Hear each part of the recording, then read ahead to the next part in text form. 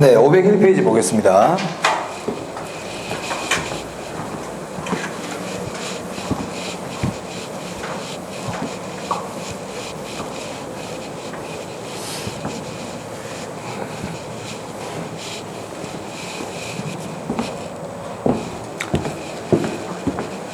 자, 우리 감정평가 규칙에 오늘 배운 내용 중에 이제 원칙이 몇 개 있었거든요. 첫 번째 무슨 원칙이 있었냐면 현황 기준 평가라고 있었죠, 그죠? 기억나세요? 기준 시점 현재 이용 상황대로 평가해라. 이게 원칙이었어요. 또 어떤 원칙이 있었냐면 개별 평가가 원칙이었죠. 맞아요? 개별 평가가 원칙이었어요. 세 번째 지금 공부할 원칙이 뭐냐면 시장 가치 기준으로 평가해라.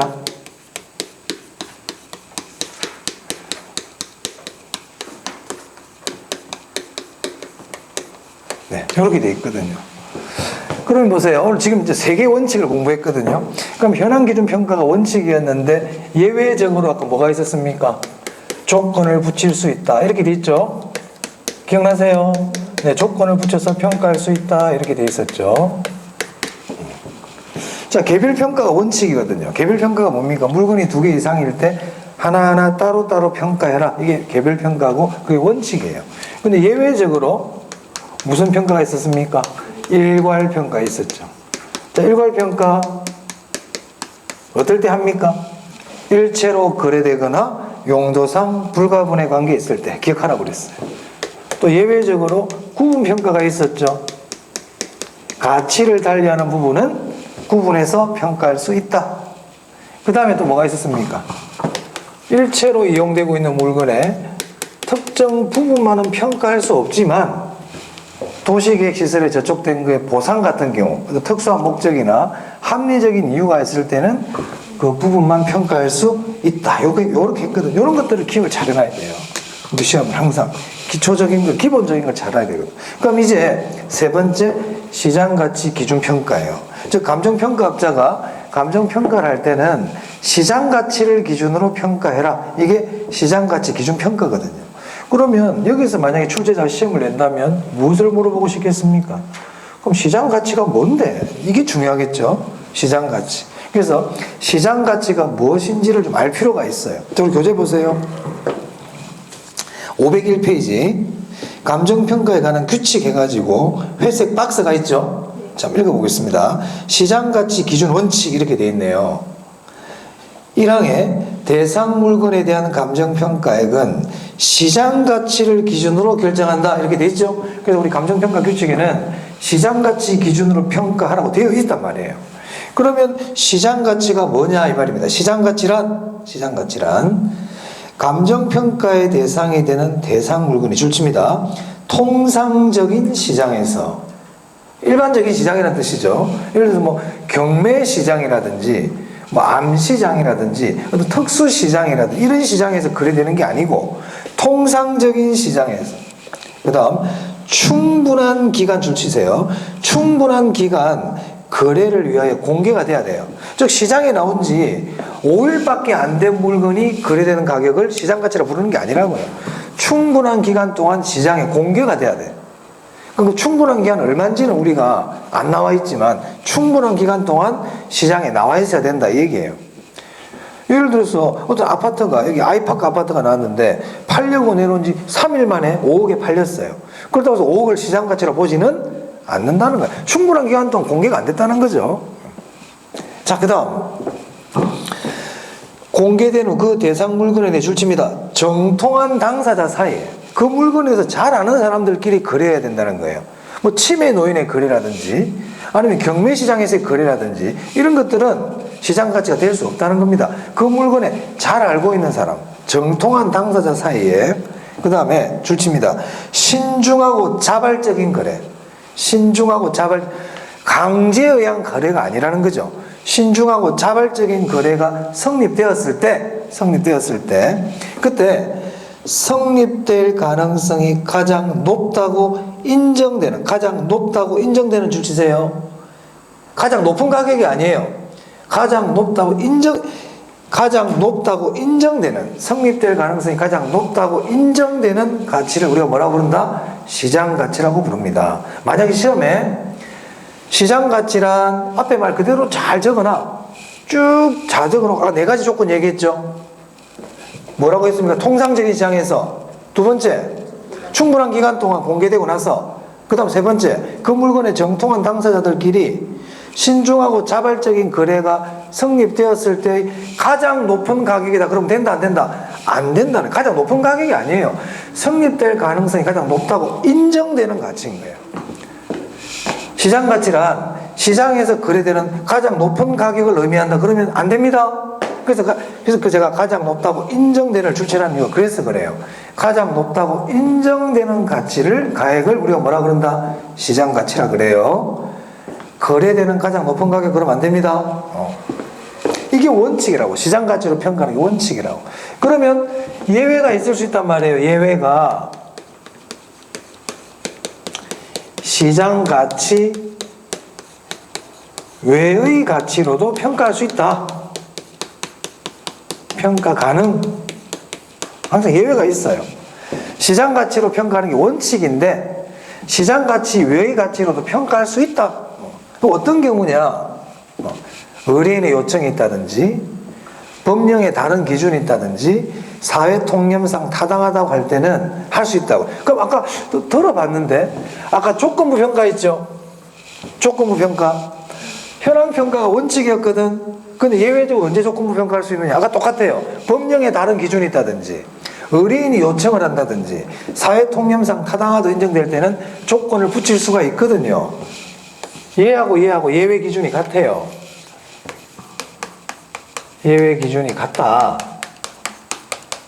그래서 거기 보시면 시장 가치 외의 가치로 평가할 수 있다. 그게 동그라미 2번입니다. 감정평가업자는 제1항에도 불구하고 다음 각호의 어느 하나에 해당하는 경우에는 대상 물건의 감정평가액을 시장 가치 외의 가치를 기준으로 결정할 수 뭐라고 되어 있어요? 있다. 동그라미 있다. 어떤 특별한 경우가 있을 때는 할 수 있다고요. 그럼 그게 뭐냐? 밑에 3가지 제가 말씀드린 대로 법령에 다른 규정이 있다든지 의뢰인의 요청이 있다든지 그리고 사회 통념상 필요하다고 인정될 때는 시장 가치 외의 가치로 평가할 수 있다. 예외가 있다는 거예요. 시장 가치 외의 가치로 평가할 수 없다 그러면 안 됩니다. 있어요. 있다. 가능하다. 자, 그런 거 보시면 되겠어요. 넘기세요. 자, 거기 502페이지예요. 502페이지 3번 문제 한번 볼까요? 502페이지 3번 문제. 감정평가에 관한 규칙에 규정된 내용이 아닌 것. 최근에 자 3번은 몇 회 나왔습니까? 27회 나왔죠. 자 3번 그 옆에서 또 3번이네. 옆에 4번입니다. 번호 4번을 할게요. 오른쪽에도 보시면 3번 문제 있죠. 거기도 뭐라고 되어 있어요? 감정평가에 관한 규칙의 내용으로 틀린 것은 되어 있죠. 30회 작년 문제거든요. 그러니까 우리가 한 5, 6회 전 시험 문제들은 이론적인 걸 많이 냈다면 25, 6회 이후 27회, 28회, 29회, 30회 요 최근 경향은 감정평가의 규칙에 대한 내용을 잘 물어본단 말이에요. 이 말은 실무적인 문제들이다 이 말입니다. 우리 감정평가 규칙은 감정평가사들이 감정평가할 때 적용하는 실무에 관계된 규칙이거든요. 이게 그래서 감정평가 규칙을 우리가 잘 알아놔야 돼요. 잘 아셔야 된다. 문제 한번 풀어보겠습니다. 3번 아닌 것 찾기입니다. 1번 감정평가업자는 감정평가 의뢰인이 요청하는 경우 대상 물건의 감정평가액을 시장가치 외의 가치를 기준으로 결정할 수 있다고 그랬죠. 없다 그러면 안 된단 말이에요. 있다. 2번 시장가치란 한정된 시장에서 성립될 가능성이 있는 대상 물건의 최고 가액을 말한다. 틀렸죠? 시장 가치라고 4가지 조건이라고 그랬잖아. 통상적인 시장, 충분한 기간, 그죠? 정통한 당사자, 신중하고 자발적인 거래가 성립되었을 때 그때 성립될 가능성이 높다고 인정되는 가치를 우리가 얘기했지. 이게 아니었죠. 맞습니까? 자, 3번 감정평가는 기준 시점에서의 대상 물건의 이용 상황 및 공법상 제한을 받는 상태를 기준으로 한다. 맞아요? 이게 현황평가잖아요. 현황 기준 평가거든. 이게 기준 시점 현재 상황 그대로 평가해라 이 말입니다. 둘 이상의 대상 물건이 일체로 거래되거나 나왔어. 일괄 평가 얘기가 나오겠네. 일체로 거래가 났으니까 일체로 거래되거나 대상 물건 상호 간에 용도상 불가분의 관계에 있을 때 뭐에 평가할 수 있다? 일괄하여 평가할 수 있다. 일괄 맞네요. 5번 하나의 대상 물건이라도 가치를 달리하는 부분 나왔네요. 가치를 달리하는 부분 나오면 구분평가지. 그래서 뒤에 보니까 구분하여 감정평가할 수 있다. 풀 수 있겠습니까? 네. 어렵지 않습니다. 자, 됐고요. 넘길게요. 자, 이제 가치 형성 요인과 가치 발생 요인이에요.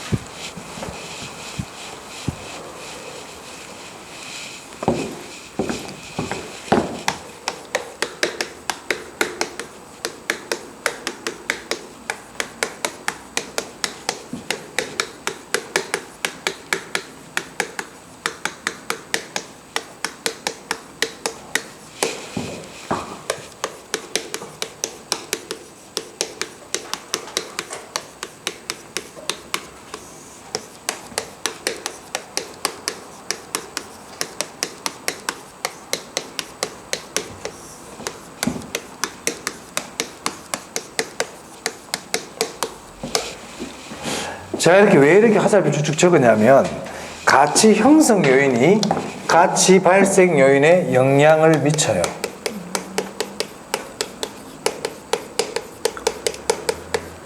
형성 요인이 발생 요인에 영향을 미칩니다. 그래서 형발 이렇게 기억을 해주세요. 가치 발생 요인이 형성 요인에 영향을 미치는 게 아니고 가치 형성 요인이 발생 요인에 영향을 미칩니다. 그리고 이 가치 발생 요인들에 의해서 가치가 결정이 돼요. 아시겠죠? 이 흐름은. 자, 그러면 이 가치 형성 요인에는 뭐가 있느냐? 가치 형성 요인에는 일반 요인, 지역 요인, 개별 요인 이렇게 세 가지가 있다. 시험에서 일반 요인이 뭔데요? 지역 요인은 뭔데요? 개별 요인은 뭔데요? 이런 건 안 물어봐요. 이 세 가지는 가치 형성 요인이다. 그럼 일반 요인이 뭔지 간략하게 설명을 드리면요. 자, 우리 여기 계림하고 있는 이 건물을 한번 생각해 볼게요. 이 건물의 가치 형성 요인을 한번 생각해 보자. 자, 일반 요인이라는 건 뭐냐면 범위가 전국적인 것과 관계가 있는 거예요. 만약에 국가가 어떤 법이나 제도를 바꿨어요. 그러면 이 건물 가치에 영향을 줍니까? 법이나 제도를 바꾸면 영향 줄 수 있죠. 법이 바뀐다. 건물을 사고 팔 때 무슨 규제를 한다든지 그러면 가치가 떨어질 거 아니에요. 네. 자, 그리고 만약에 여기에 전철이 하나 놓였다 해볼게요. 전철. 학원 앞으로 전철이 지나가. 그러면 건물 가치에 영향을 주죠. 만약에 국가가 이번에 전국적인 교통 체계를 바꾸겠다. 그리고 광역시마다 전철을 다 만들겠다. 이렇게 발표를 해버렸단 말이에요. 그러면 이 건물 가치에 영향 줍니까? 주죠. 이런 게 일반 요인인 거야. 좀 범위가 넓어. 전국적인 범위야. 일반 요인은. 꼭 외우라는 거 아닙니다. 그런 느낌이라는 거예요. 그럼 지역 요인은 뭘까요? 이 지역적인 요인 때문에 이 건물 가치에 영향을 주는 건 무슨 요인이다? 지역 요인이란 말이에요. 지역 요인. 만약에 울산 이번에 포항에 울산도 얘기하면 포항에 지진이 났잖아요. 그 포항에만 지진이 나다 보니까 그 포항 지역의 부동산 가치가 떨어졌어. 그 지역 요인에 해당되죠. 그 지역에만 해당이 되잖아요. 맞아요? 개별 요인은 뭘까요? 그 건물 자체, 여기 엘리베이터가 만약에 없어. 그럼 가치가 떨어지겠죠? 근데 엘리베이터가 많아. 가치가 올라가겠죠? 그건 개별 요인이란 말이에요. 무슨 말인지 알겠습니까? 이건 전국적인 범위, 그건 지역적인 범위, 이건 그 물건 자체의 요인, 이런 뜻입니다. 이게 가치 형성 요인이에요. 그 다음에 가치 발생 요인 볼게요. 가치 발생 요인. 가치를 발생시키는 요인. 네 가지가 있어요. 유용성. 자, 우리 교재 보시면 돼요. 효용이라고도 그래요. 우리 교재 보시면 가치 발생 요인에 네, 506페이지입니다. 거기 유용성 돼 있죠? 효용 찾았습니까? 506페이지 부동산의 가치 발생 요인. 거기 보니까 양가로 1번에 유용성 돼 있죠? 네, 효용이라고도 그래요. 한마디로 만족 또는 뭐 쓸모가 있다 이 말이에요. 그러니까 우리가 가치가 발생하려면 그 물건을 내가 사용했을 때 만족이 있어야 될 거 아니에요. 만족이 없으면 가치가 발생할 수 없잖아요. 그죠? 두 번째입니다. 두 번째. 우리 교재 순서대로 해볼까요? 유효 수요네요.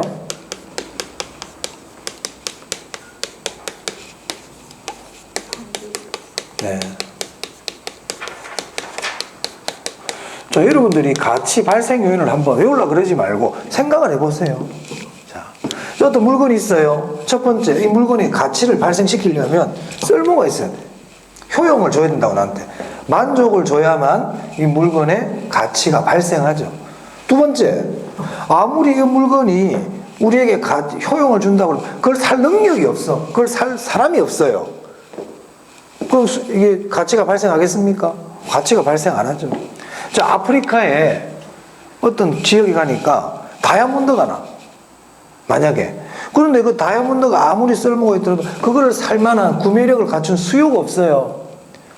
경제력이 뒷받침된 수요가 없어요. 그럼 그 다이아몬드의 가치가 발생될 수가 없다는 거예요. 누군가 그 물건을 살려고 하는 유효 수요가 있을 때 가치가 발생하죠. 맞아요? 그 다음에 근데 그 물건이 흔해 빠졌어. 막 발에 굴러다녀. 그럼 가치가 발생합니까? 안 하겠죠. 그러면 보세요. 제가 조금 전에 말씀드린 거는 이거 한 개만 있으면 가치가 발생할까요? 아니면 이게 다 있어야 될 것 같아요? 다 있어야 되는 거예요. 다 있어야 된단 말이에요. 우리 공기 보세요. 공기 얼마나 만족, 유용성이 큽니까? 쓸모가 있죠? 근데 공기는 가치가 없죠. 왜? 흔해 빠졌거든. 흔해 빠졌거든. 그죠? 그래서 나중에 말씀드리겠지만 이 세 개가 다 있어야 돼요. 자, 이때 이 상대적 희소성은 수요가 희소하다는 겁니까? 공급이 희소하다는 겁니까? 이 공급이 희소하다는 거죠. 공급의 희소성이에요. 자, 우리 교재 봅니다. 3번에 상대적 희소성. 자, 줄 칠게요. 셋째 줄에 수요에 비해서 공급이 상대적으로 부족하다는 거예요. 공급이 부족하다는 겁니다. 수요가 부족하다는 게 아니고. 그리고 이 둘은 수요와 관계가 있죠. 유용성, 효용은 수요와 관계 있고 유효 수요도 수요와 관계 있어요. 자, 그래서 보통 학자들은 이 세 가지를 대표적인 가치 발생 요인으로 보는데 추가로 이전성을 얘기하는 사람도 있어요. 양도성이라고도 그래요. 권리가 발생하려면 다른 사람에게 양도를 할 수 있어야 된다는 거예요. 그래야 가치가 발생이 되지. 다른 사람에게 양도를 할 수 없는데 그 가치가 뭐가 있겠냐 이 말입니다. 이때 이 이전 양도라는 거는 물리적 이전이 아니고요. 권리의 이전을 얘기해요. 물리적 이전이 아니에요. 우리 부동산은 물리적으로 이전해 줄 수 없어요. 야, 이거 들고 가. 이 건물 들고 가. 안 되죠. 근데 건물을 얘한테 줄게. 이거는 뭐예요? 건물에 대한 권리를 주겠다는 거죠. 됐습니까? 자, 가치 발생 요인, 유용성 또는 효용. 효율 그러면 안 돼. 효용. 효율 아니다. 효율 아니야. 효용. 유효 수요. 상대적 희소성. 공급이 부족하다. 공급이 부족하다. 권리의 이전이 가능해야 된다. 이 네 가지가 모두 있어야 돼요. 모두. 그래서 이걸 상호 결합이라고 표현해요. 자, 줄 치겠습니다. 어디 줄을 치느냐? 자, 506페이지. 506페이지. 부동산 가치 발생 요인 넷째 줄. 넷째 줄. 부동산의 가치는 줄 칩니다. 부동산의 가치는 줄 치고요. 유용성, 유효 수요, 상대적 희소성, 이전성이 상호 결합되는 경우에 발생한다. 줄 쳐야 돼요. 그리고 또 칩니다. 하나만 있어도 가치가 발생하는 것은 아니다. 아니다. 아니다. 네 개가 다 있어야 돼. 네 개가 다 있어야 돼. 하나만 있어서는 가치가 발생하는 게 아니에요. 아니에요. 기억하세요. 자, 넘기겠습니다. 자, 가치 형성 요인과 가치 발생 요인까지 봤어요. 자, 이제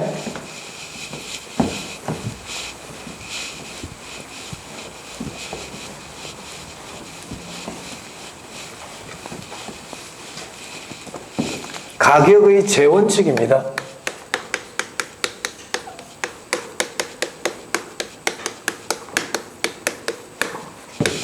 네, 우리 교재는 508페이지입니다. 부동산 가치의 재원칙 또는 가격의 재원칙이라 그러는데, 네. 뭐 508페이지는 크게 신경 안 쓰셔도 되고요. 이 가격의 재원칙 또는 가치의 재원칙은 첫 번째,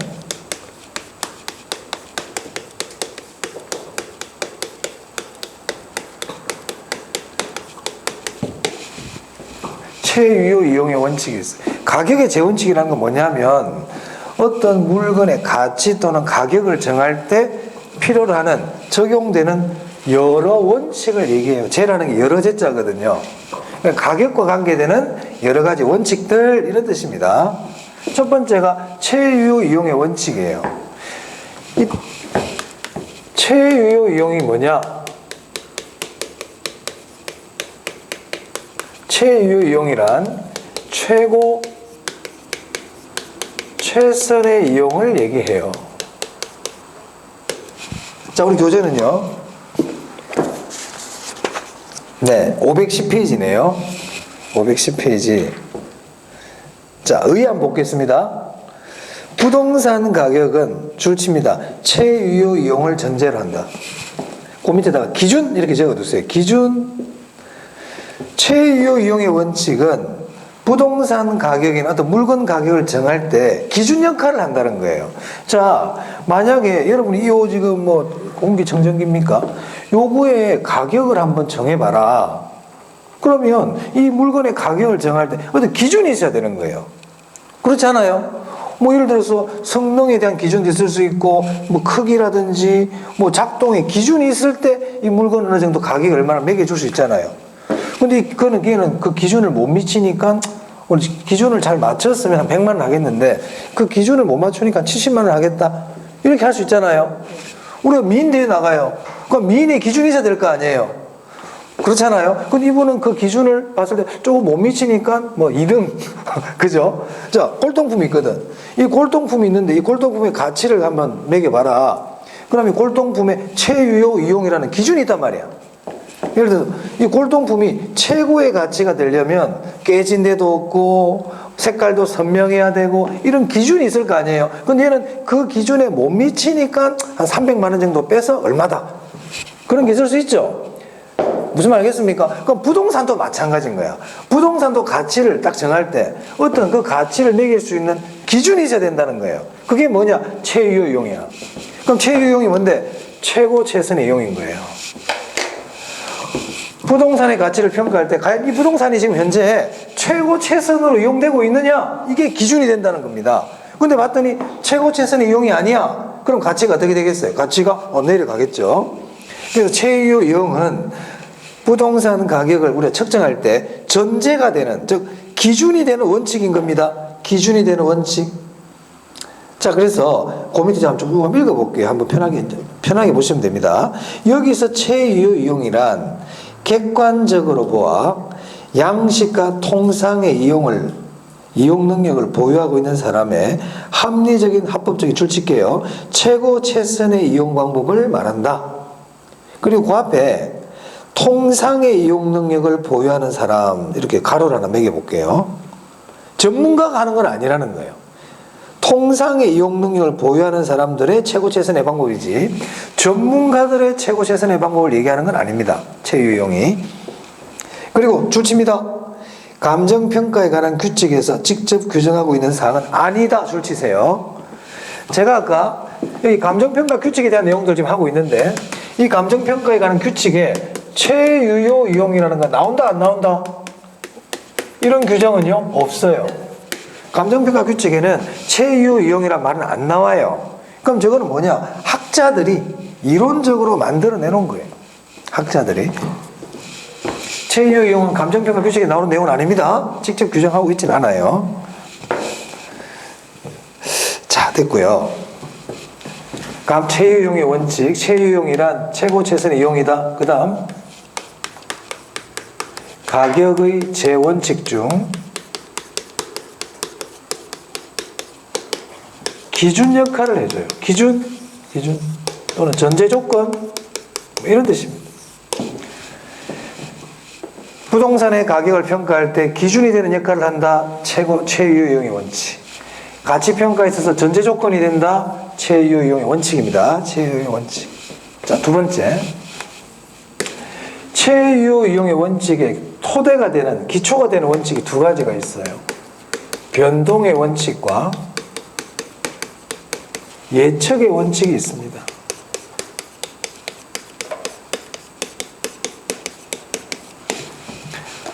최유용의 원칙에서 뭘 기억하면 될까요? 최고 최선의 이용, 기준, 전제, 그런 말 아시면 되겠어요.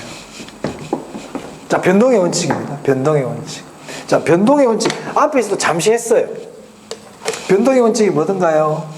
부동산의 가치가 시간이 지나면 고정되어 있다, 변한다. 변한다. 그게 변동의 원칙이에요. 변한다.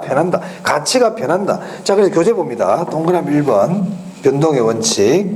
23회 때 나왔어요. 자, 네.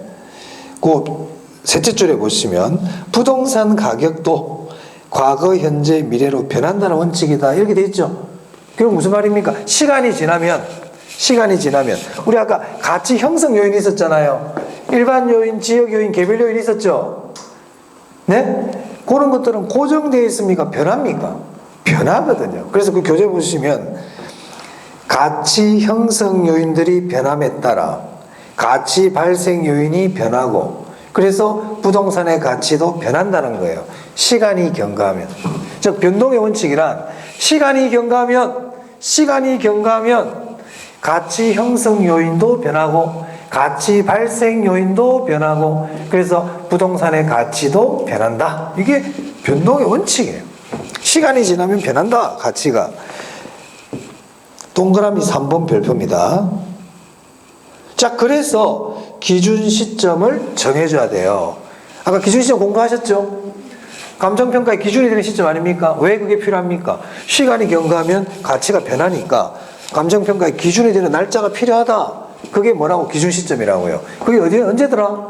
가격조사 완료일. 그래서 변동의 원칙 때문에 기준 시점을 정해줘야 돼요. 변동의 원칙, 기준 시점 확정 관계 있다고요. 그리고 시점 수정에 근거가 된다. 이것도 중요한데 이거는 지금 아직 안 배웠기 때문에 나중에 보도록 하겠습니다. 지금은 기준 시점 확정, 변동의 원칙과 관계 있어요.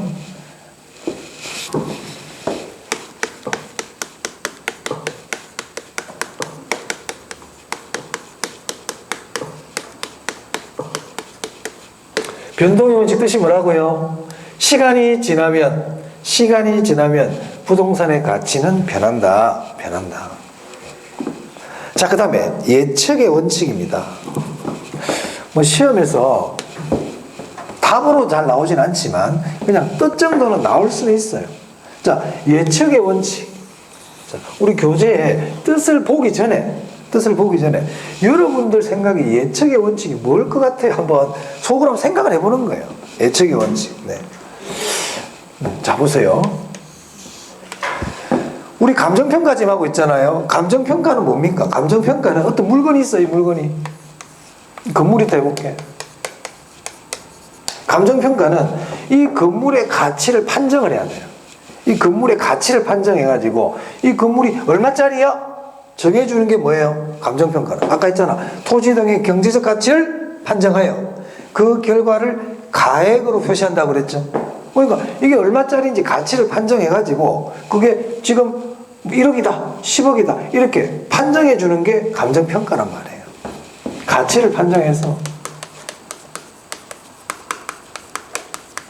그걸 뭐로 표시한다? 가액으로 표시해주는 거예요. 그럼 이 가치를 판정해야 되겠네. 아까 가치가 뭐였습니까? 가치가 장래 발생할 이익의 현재 가치라 그랬죠. 맞아요? 오케이. 자, 그럼 보세요.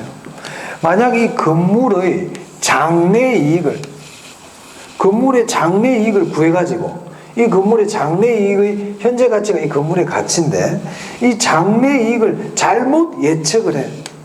잘못 예측하면 이 건물의 가치도 잘못 구해지겠죠. 맞아요? 이 예측의 원칙은 여러 가지로 표현할 수 있어요. 제 말이 맞는지 제 말 보세요. 예측의 원칙이란 대상 물건의 가치는 장래 발생할 이익과 관계가 있다는 뜻이다. 맞아요. 예측의 원칙이란 장래 발생할 이익의 정확한 예측이 건물의 가치에 영향을 준다는 뜻이다. 다 맞아요. 다 맞아요. 다 맞단 말이야. 그러면 이 예측의 원칙이라는 게 나오면요, 이 장래라는 걸 기억해야 돼. 항상 이 장래. 다음에 설명하는 부동산 가격의 원칙은 이렇게 했는데 쭉 읽어봤더니 장래라는 말이 나오잖아요. 그건 예측의 원칙이에요. 자, 우리 교재에서 뭐라고 표현하고 있는지 한번 봅시다. 일반적으로 부동산의 가격은 그 재화의 장래의 수익성, 생산성 등을 예측하여 반영함으로써 결정되므로 부동산의 가격은 다 장래야. 장래 가치 형성 요인에 대한 예측을 하여야 한다는 원칙이다. 맞습니까? 맞죠. 그러니까 결국 예측의 원칙이라는 건 이 부동산의 가치는 과거, 현재가 중요한 게 아니고 뭐가 중요하다는 거예요? 장래가 중요하다는 거예요. 장래가. 그러니까 그 장래를 예측을 해야 될 거 아닙니까? 예측을 잘 해야 되겠죠. 그게 예측의 원칙이에요. 자, 그러면요, 예측의 원칙 나오면 장래 이렇게 가시면 돼요. 장래. 자, 그럼 보세요. 제 말이 맞는지 한번 OX 판단해 보세요. 이 예측의 원칙은 이론적으로 가치의 개념과 부합된다. 이론적 가치의 개념과 부합된다. 이런 지문이 나오면 그걸 읽고 해석하면 안 돼. 그러면 자, 우리 가치라는 말 안에 장래라는 글자가 들어갑니까? 가치의 이론적 의미에 장래라는 뜻이 들어가요? 가치가 아까 뭐라고 그랬어요? 장래 이게 현재 가치. 이게 가치의 이론적 개념이라니까. 자, 그러면 가치라는 뜻 안에도 무슨 글자가 들어가요? 예측의 법칙도 뭐가 관계 있다고 그랬어요? 장래. 그러면 예측의 원칙은 가치의 개념과 부합된다. 가치의 개념과 관계 있다. 맞아요, 틀려요? 맞아요. 그런 지문을 읽고 일일이 뜯어서 맞추려고 그러면 안 된다고. 그렇게 하는 게 아니야. 가치의 개념 안에도 장래가 있고 예측의 원칙 안에도 장래가 있단 말이에요. 자, 우리 영속성 있죠? 영속성은 장기적 관점과 관계가 있습니까? 영속성은 항상 장래야. 장래 나오면 항상 영속성이야. 자, 그러면 이 예측의 원칙은 가치 개념과도 관계 있다고 그랬고 조금 전에 영속성하고도 관계 있을까요? 관계 있죠. 자, 교재 보세요. 예측의 원칙 동그라미 3번 가치 개념의 근거가 된다. 뭐 근거 이런 거 신경 쓰지 마. 가치 개념과 관계가 있다고. 가치 개념과. 왜? 장래가 들어가니까. 그리고 그 위에 보시니까 동그라미 1번에 뭐라고 되어 있냐면 영속성 이런 말 나와 있죠? 영속성 이런 것도 기억하시라고. 그러니까 예측의 원칙 장래야. 장래는 가치 개념과 관계 있어. 영속성과 관계 있어. 이렇게 딱 정리해 두시면 되겠어요. 넘깁니다. 자, 이제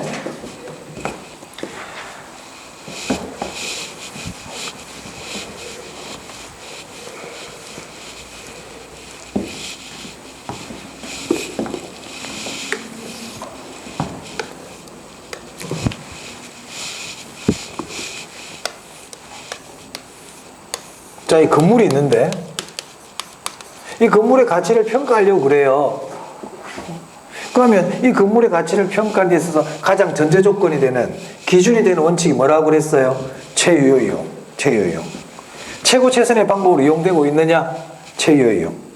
그리고 이 건물의 가치는 시간이 지날수록 변해요, 안 변해요? 변동의 원칙. 그리고 이 건물의 가치를 평가할 때는 장래에 발생할 이익을 잘 예측해야 된다. 예측의 원칙. 그죠? 이게 가장 기본 뼈대가 되는 원칙인 거예요. 자, 그 다음에 이 건물의 가치에 이 주변 둘러싸고 있는 외부 환경, 이 외부 환경은 이 건물 가치에 영향을 줍니까, 안 줍니까? 주잖아요. 준단 말이에요. 자, 그 다음에 이 건물 내부 자체의 내부 구성 요소도 건물 가치에 영향을 줍니까? 안 줍니까? 주죠. 그죠? 그래서 체유효의 원칙은 가장 기준이 되는 원칙이고, 이 체유효의 원칙과 관계 있는 토대가 되는 원칙이 두 개고요. 그리고 이 부동산의 가치는 주변 환경과 내부 구성 요소에 따라서도 건물의 가치는 결정이 될 거 아니에요. 맞아요? 그래서 우리가 이 외부 환경과 관계되는 부동산 가격 원칙을 외부 원칙 이렇게 부르고, 내부 구성 요소와 관계되는 가격 원칙을 내부 원칙 이렇게 부른단 말이에요. 그래서 지금부터 외부 원칙과 내부 원칙에 대해서 공부하겠다는 겁니다. 자, 그래서 4번에 체유이용의 내부 관련 원칙이라고 되어 있죠. 자, 내부 동그라미 하시고요. 거기에다가 구성요소 이렇게 적어주세요. 구성요소라는 말이 나오면 그 내부 얘기예요. 항상 구성요소라는 말이 나오면 무슨 얘기라고요? 내부입니다. 내부. 자, 내부 원칙인데 거기서 먼저 저는 4번부터 보겠습니다. 4번 균형의 원칙. 그럼 별표 한 3개 합니다. 네. 내부의 원칙 중에서 제일 중요합니다. 균형의 원칙. 네. 자, 내부 원칙 하고 있어요. 균형의 원칙이 뭘까요? 균형의 원칙. 자, 부동산이 최유효 이용이 되려면, 최고 최선의 이용이 되려면 내부 구성 요소 간의 균형을 이루어야 된다는 거예요. 내부 구성 요소 간 균형을 이루어야 된다. 자, 교재 봅니다. 동그라미 1번 줄 칠게요. 부동산의 유용성이 최고로 발휘되기 위해서는 내부적인 구성 요소 간에 뭐가 이루어져야 된다? 균형이. 자, 예를 들었어요. 어떤 집에 들어갔는데 바닥 면적은 한 20몇 평밖에 안 돼, 건물이. 근데 천정이 한 4m야, 천정이. 균형이 맞아요, 안 맞아요? 안 맞죠. 저 어떤 아파트 내부에 들어갔는데 마루는 한 5평밖에 안 되는데 화장실이 한 10평이야. 그리고 부엌은 한 3평밖에 안 되고. 균형이 맞아요, 안 맞아요? 안 맞죠. 이런 경우는 균형의 원칙이 안 맞다.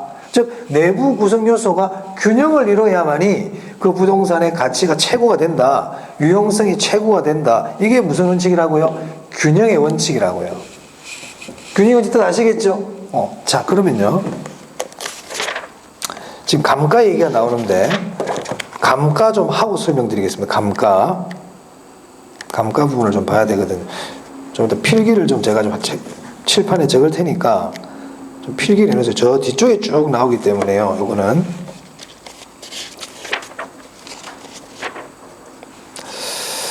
아니면 책을 펴셔도 괜찮아요. 543페이지에 나와요. 543.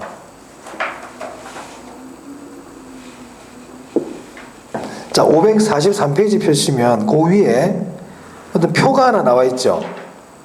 찾았습니까? 543. 그 위에 표, 맨 위에 표. 물리적 감가, 기능적 감가, 경제적 감가 보이세요? 네, 그 별표 한 2개 합니다. 자, 우리가 감가는요,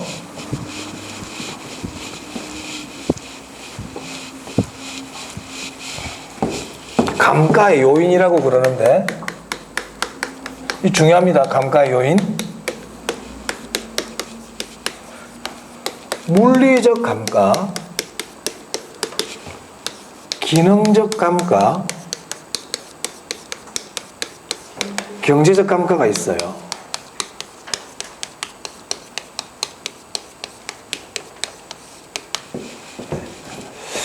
그럼 물리적 감가가 뭘까? 물리적 감가. 자, 물리적 감가는 말 그대로 이제 물리적으로 가치가 줄어든다는 뜻인데요. 달아 없어지는 거야, 쉽게 생각하면. 물건이 달아 없어지고, 지금 분필 지금 달아 없어지고 있죠. 이 물리적 감가예요. 녹이 쓸고 있단 말이야, 녹이. 우리가 자전거를 세워두면 자전거 안 탔어. 그냥 가만히 놔놨는데도 자전거 녹이 쓸죠. 물리적 감가예요. 이 건물 가만히 있는데 비바람에 막 쓸려가지고 깎이고 패이고 뭐 이렇게 되잖아요. 물리적 강가예요. 그러면 물리적 강가는 달아 없어지는 거구나. 이건데 시험에서 달아 없어진다 이런 얘기를 안 쓸 거 아닙니까? 그래서 물리적 감각을 나타내는 포인트 되는 말이 있어요. 시간의 경과. 사용으로. 특히 여기서 시간의 경과. 시간의 경과, 사용으로 인한 마모 이런 걸 얘기합니다. 마모. 달아 없어지는 거. 시간의 경과로 인한 또는 사용으로 인한 마모, 훼손, 마멸 이런 거를 뭐라고 부른다고요? 물리적 감가라 그래요. 그럼 아까 이 시간과 관계되는 게 있었거든요. 변동의 원칙 있죠? 아까 변동의 원칙은 시간 경과와 관계돼요. 그래서 물리적 감가는 변동의 원칙과 관계 있어요. 뭐가 관계 있다고요? 변동의 원칙과 관계 있어요. 자, 그러면 교재 보시면 물리적 감가 보세요. 시간의 경과에 따른 마멸, 손상, 파손, 노화. 그리고 뒤에 뭐라 적어놨어요? 변동의 원칙 적어놨잖아요. 물리적 감가 뭔지 아시겠죠? 좀 기능적 감가는 뭐냐? 기능적 감가는 말 그대로 제 기능을 발휘를 못하는 거예요. 제 기능을 발휘를 못하기 때문에 감가하겠다. 감가 뜻이 뭔데? 가치를 줄이겠다. 그러면 이 기능적 감가는 어떨 때 기능적 감가를 하는지 그 요인이 중요해요. 시험에 잘 내요. 대표적인 게 설계 불량이에요.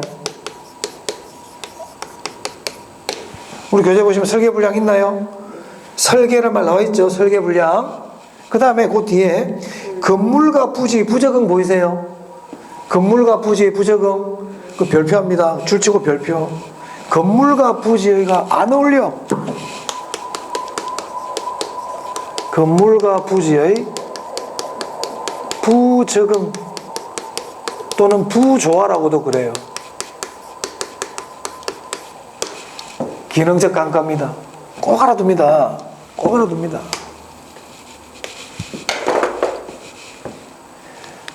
설계가 잘못되어 있고 건물과 부지가 어울리지가 않아. 땅은 네모인데 건물은 삼각형이야.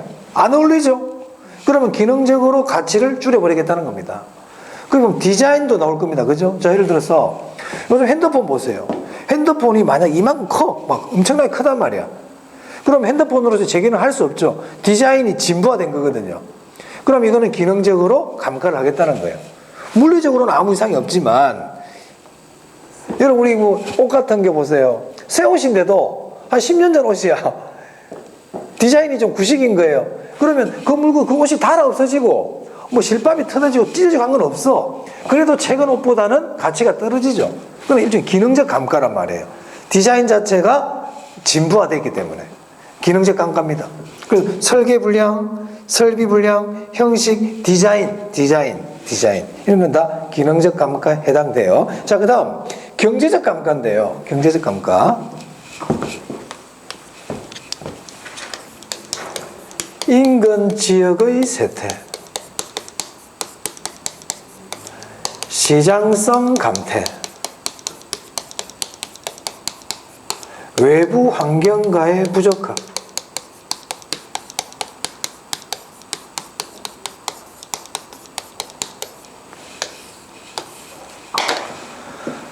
자, 또 건물이 하나 있는데요. 그 건물이 예전에 10억 했어.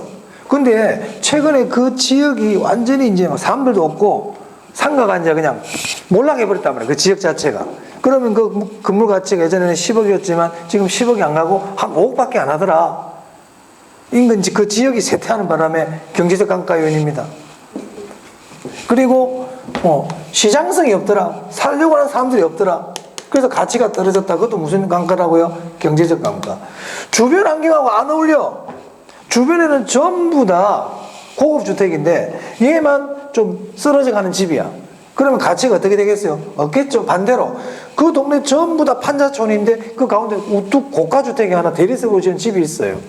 그럼 거기도 가치가 다른 집들보다 예를 들어 보세요. 아니 대리석으로 만든 집인데 이 집이 부자 동네 가운데 있는 대리석으로 만든 집하고 판자촌 가운데 있는 대리석으로 만든 집하고 판자촌에 있는 대리석으로 만든 집은 가치가 떨어지겠죠. 왜 그래요? 주변 환경하고 안 어울리잖아요. 이해됩니까? 무슨 말인지. 만약에 어떤 아파트가 있는데 똑같은 아이파크야. 30평짜리 아파트인데 이 아파트는 아파트촌 전부 주변이 아파트인 동네에 있는 아이파크고 이 아이파크는 술집으로 둘러싸이는 아이파크야.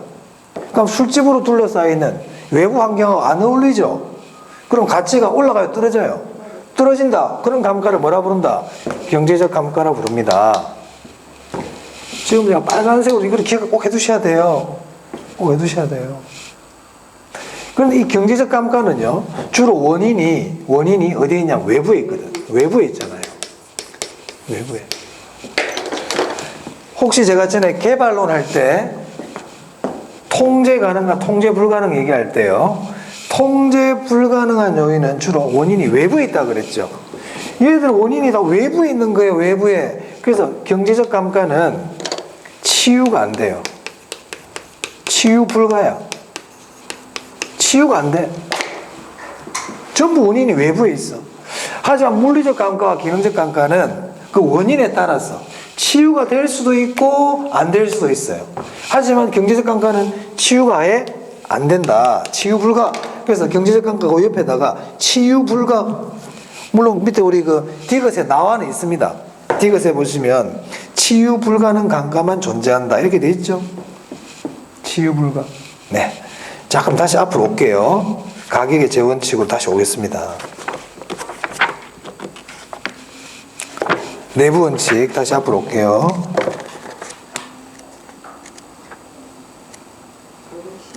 네. 네, 균형의 원칙 다시 봅니다. 균형의 원칙. 네. 내부 원칙 중에 지금 균형의 원칙 하고 있거든요. 균형의 원칙, 부동산의 최고의 가치, 최고의 유용성이 되려면 내부 구성 요소 간의 균형을 이루어야 된다. 근데 만약에 균형이 안 맞아. 균형이 위배돼. 위배되니까 가치를 줄여야 되겠죠. 위배되니까. 그럼 무슨 감가를 해야 될 것 같아요, 이제? 자, 이 균형의 원칙은 내부라 그랬잖아요. 네. 기능적 감가를 합니다. 무슨 감가 한다고요? 기능적 감가 아주 중요합니다. 균형의 원칙이 위배되면 무슨 감가한다? 기능적 감가. 균형의 원칙이 내부 구성 요소 간에 균형을 안 맞아. 그러니까 그 물건이 제 기능을 발휘할 수가 없어요. 제 기능을 발휘할 수 없는 거예요. 핸드폰을 샀는데 핸드폰이 액정은 요만하고 눈에 보이지도 않고 자판 번호만 엄청나게 크게 만들어놨어요. 균형이 안 맞죠? 그럼 핸드폰이 제 기능을 발휘할 수가 없어요.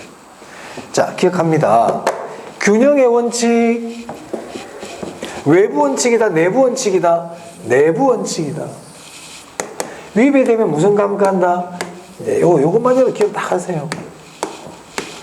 기억하시기 바랍니다.